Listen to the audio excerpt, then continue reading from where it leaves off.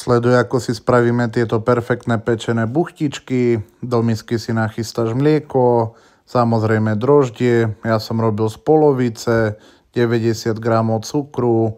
Poriadne si to mixni. Vo vedľajšej miske múka, maslo, 4 žltka, ideálne troška posoliť, kvások dovnútra, treba sa s tým troška pohrať. Cestičko si necháme na hodinku vykysnúť.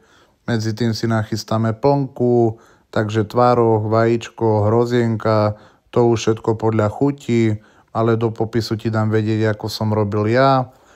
Tu už si z toho spravíme takéhoto hada, vyvaľkáme, trošku sa s tým pohraj, ak to chceš mať pekné.